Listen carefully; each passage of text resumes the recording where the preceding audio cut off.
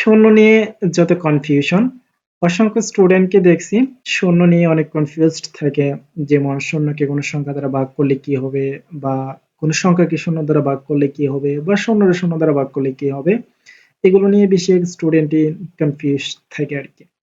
শুধু স্টুডেন্টই কনফিউশনে থাকে এরকম না, অসংখ্য টিচারও আছে যারা ম্যাথমেটিক্সের না কিন্তু ম্যাথ পড়ায়, এরকম অসংখ্য টিচারকে আমি দেখছি ভুল পড়াইতে।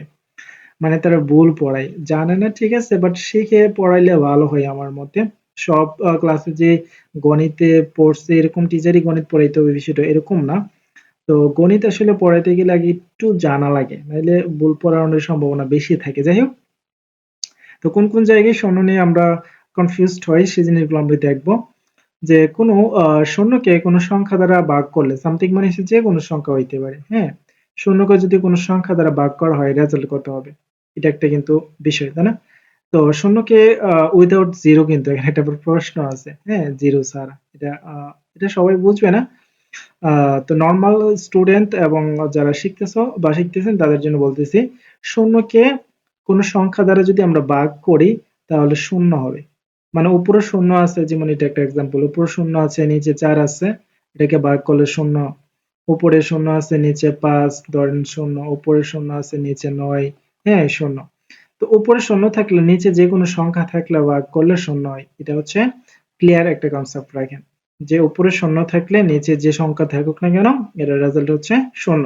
স্টুডেন্টদের কি বলতেছি এটা মনে রাখবা, উপরে শূন্য থাকলে নিচে যে কোনো সংখ্যা থাকলে এটার মান হচ্ছে কি শূন্য। 2 নম্বর যে প্রবলেমটা, এটা ভুল পড়ানো হয় বা শেখানো হয়, যে কোন সংখ্যাকে যখন আমরা শূন্য দ্বারা ভাগ করি, হ্যাঁ, কোন সংখ্যাকে যখন আমরা শূন্য দ্বারা ভাগ করি, লাইক 5 কে যখন আমরা শূন্য দ্বারা ভাগ করব, তখন আমরা কি করি? বেশিরভাগ স্টুডেন্টই শূন্য লেখে, যে কোন সংখ্যাকে শূন্য দ্বারা ভাগ করলে শূন্য লেখে। অনেক টিচারও, আমি যেটা বলছিলাম প্রথমে, যে অনেক টিচার ওই জিনিসটা ভুল পড়ায়, যে কোন সংখ্যাকে, যেমন 5 কে শূন্য দ্বারা ভাগ করলে শূন্য হয়, এরকম পড়াইতেছে। তো এটা আসলে ভুল, হ্যাঁ। শূন্যকে মানে কোনো সংখ্যাকে শূন্য দ্বারা ভাগ করলে শূন্য না। তো এটার অ্যান্সার হচ্ছে, অ্যাকচুয়াল একুরেট অ্যান্সার হচ্ছে যে কোনো সংখ্যাকে যদি আমরা শূন্য দ্বারা ভাগ করি এটার অসংজ্ঞায়িত। অসংজ্ঞায়িত মানে কি? যেটা সংজ্ঞায়িত হয় না বা কোনোরকম মান বের করা যায় না, এরকম একটা জিনিস। ঠিক আছে? তো কোনো সংখ্যাকে শূন্য দ্বারা ভাগ করলে নরমালি অসংজ্ঞায়িত হয়। তো এই জিনিসটা স্টুডেন্টদের জন্য বলতেছি, যে তোমরা যখন দেখবা নিচে কোনো নিচে শূন্য আছে আর উপরে কোনো সংখ্যা আছে, হ্যাঁ, এক থাকুক অথবা 2 বার শূন্য থাকুক অথবা যে কোনো নাম্বার বা শূন্য থাকুক, তাহলে এটার রেজাল্ট হচ্ছে অসংজ্ঞায়িত।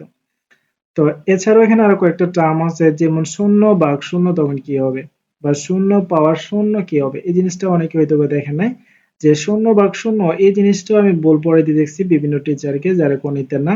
যেমন শূন্য ভাগ শূন্য এটা জিরো পড়ায়, অসংখ্য টিচারকে আমি দেখছি যে শূন্য ভাগ শূন্য স্টুডেন্টদেরকে জিরো পড়ে, এটা ক্লাস 6 এ আছে। তো তো বিভিন্ন জায়গায় আমি দেখছি যে শূন্য রে শূন্য দ্বারা ভাগ করলে জিরো হয়, এরকম একটা জিনিস। তো এটা আমি শহরে যখন বিভিন্ন স্কুলে পড়াইতাম, তো ল ক্লাসের যারা টিচার আছে তারা পড়াইতো আর কি, তাদের ক্ষেত্রে আমি দেখছি। আচ্ছা যাই হোক, তো শূন্যের শূন্য দ্বারা ভাগ করলে আসলে কি? শূন্যের শূন্য দ্বারা ভাগ করলে একটা রেজাল্ট আসে, এই রেজাল্টটা হচ্ছে অনির্ণয়। তো অনির্ণয় জিনিসটা কি, যেটা আসলে নির্ণয় করা পসিবল, মানে এটার একটা মান আছে বের করা পসিবল, তবে সেটা অনেক ক্যালকুলেশন সাপেক্ষে। আবার যেমন জিরো পাওয়ার জিরো, হ্যাঁ, এইটার মান কত? জিরো পাওয়ার জিরো সমান কত? জিরো হবে না, জিরো পাওয়ার জিরো অনির্ণয়।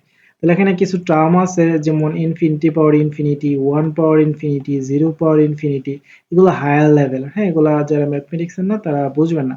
তো নর্মাল পর্যন্ত এতটুকু, জিরো রে জিরো দ্বারা ভাগ করলে শূন্য না, জিরো রে জিরো দ্বারা ভাগ করলে হচ্ছে অনির্ণয়, আর জিরো পাওয়ার জিরো হচ্ছে অনির্ণয়। এখানে একটা প্রশ্ন থাকতে পারে, শর্টকাটে আমি বলি বাচ্চাদেরকে শেখানোর জন্য, যে অসংজ্ঞায়িত আর অনির্ণয়ের মধ্যে পার্থক্য। অসংজ্ঞায়িত হচ্ছে যেটা সংজ্ঞায়িত করা যায় না, যেটার কোনো ভ্যালু নাই।